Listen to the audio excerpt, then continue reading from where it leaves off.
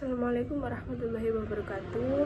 Di sini saya Imratul Qoniah, program studi pendidikan agama Islam semester 5. Baik yang terhormat kepada Bapak Yaim selaku dosen pengampu mata kuliah tafsir dan hadis tarbawi.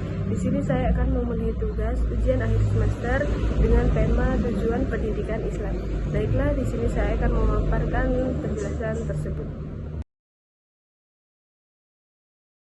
Jadi baiklah, di sini saya akan membahas tentang hadis, matan dan rawinya. Apa sih tujuan pendidikan Islam itu? Konsep tujuan pendidikan Islam menurut Umar Muhammad atau Mia Saibani yaitu perubahan yang diinginkan melalui proses pendidikan baik dalam tingkah laku individu, pada kehidupan sehari-hari, kehidupan masyarakat dan alam sekitar maupun pada proses pendidikan serta pengajaran itu sendiri. Di sini saya mengambil hadis dari Baihaqi yaitu Bismillahirrahmanirrahim.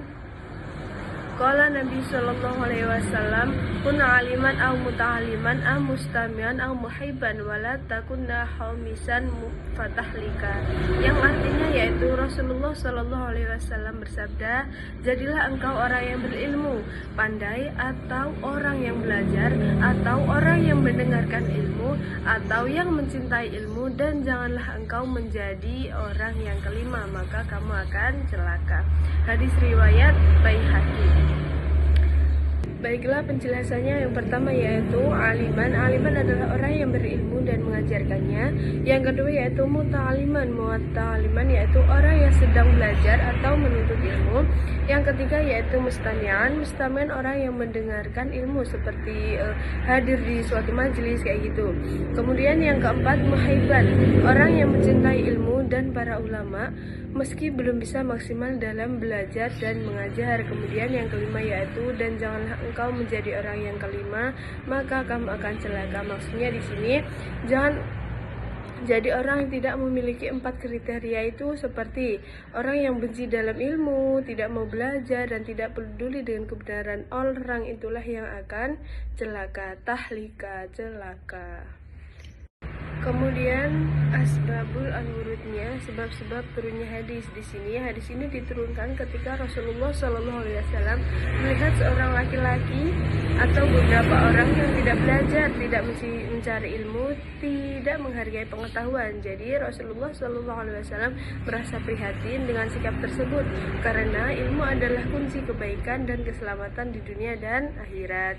Beliau kemudian menyampaikan hadis ini sebagai peringatan dan motivasi agar umatnya tidak menjadi seperti orang yang kehilangan kesempatan untuk belajar. Jadi sebab-sebab turunnya hadis itu ketika Rasulullah SAW melihat seorang anak laki-laki itu yang tidak ingin belajar dan tidak ingin mencari ilmu atau tidak menghargai pengetahuan. Jadi di sini Rasulullah SAW sangat prihatin atas sikap tersebut karena ilmu adalah kunci kebaikan dan keselamatan dunia dan akhirat. Kemudian Rasulullah SAW ini menyampaikan hadis tadi yang sudah saya sampaikan tadi sebagai peringatan dan motivasi belajar untuk umatnya agar tidak menjadi seperti orang yang kehilangan kesempatan dalam belajar. Baiklah, di sini ada beberapa pendapat para ulama. Yang pertama yaitu Imam Al-Ghazali di kitab Ihya Ulumuddin, yang kedua Ibnu Taimiyah, dan ketiga Ibnu Khaldun. Di sini saya akan menjelaskan salah satu saja dari pendapat para ulama beliau, yaitu yang saya bacakan Imam Al-Ghazali di kitab Ihya Ulumuddinnya. Di sini pandangan beliau tentang kedudukan 4 golongan dalam ilmu. Al-Ghazali membagi menjadi 4 golongan yang utama. Yang pertama yaitu alim, orang yang matang ilmunya. Yang kedua yaitu ma'alim, penuntut ilmu. Yang ketiga mustami', pendengar ilmu, dan muhib, pecinta ilmu. Jadi dari 4 golongan ini dipuji karena mereka masih terhubung dengan cahaya ilmu. Sedangkan orang kelima adalah orang yang tidak punya hubungan dengan ilmu sama sekali, yang menurut Al-Ghazali ia seperti hewan ternak, hidup tanpa tujuan yang benar. Jadi itu salah satu dari pendapat para ulama mengenai tentang tujuan pendidikan Islam.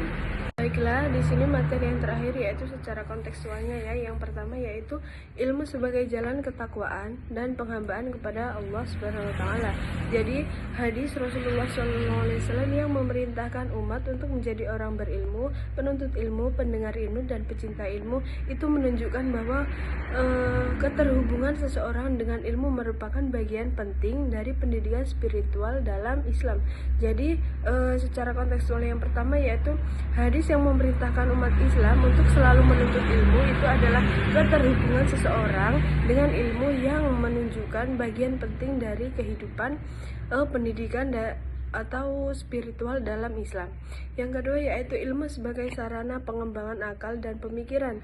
Jadi hadis ini juga memiliki pesan intelektual yang sangat kuat. 4 posisi mulia yang disebutkan Rasulullah SAW menandakan bahwa umat Islam itu dituntut untuk mengembangkan akal, baik melalui belajar aktif dan mendengarkan pembelajaran maupun mencintai proses pencari ilmu tersebut. Yang ketiga yaitu ilmu sebagai pembentuk adab, kendali diri dan kematangan jiwa. Poin penting lain dari hadis ini adalah perannya dalam pembentukan aspek emosional. Setiap posisi dalam hadis menurut seseorang memiliki kecerdasan emosi untuk menjadi seseorang berilmu membutuhkan kerendahan hati dan kesabaran tentunya. Kemudian yang terakhir yaitu ilmu sebagai sumber kontribusi dan perwujudan peran khalifah. Jadi dalam hadis ini itu pada akhirnya juga mengarahkan umat Islam itu untuk membentuk potensi sosial seseorang yang terlibat dalam aktivitas ilmu mengajar, belajar, mendengar, dan mencintainya akan memiliki wawasan akhlak dan kesadaran sosial yang kuat sehingga ia mampu memberikan kontribusi positif pada masyarakat. Pendidikan Islam ini bertujuan melahirkan manusia yang mampu menjalankan peran kekhalifahannya yaitu menjaga, memakmurkan, dan menegakkan keadilan.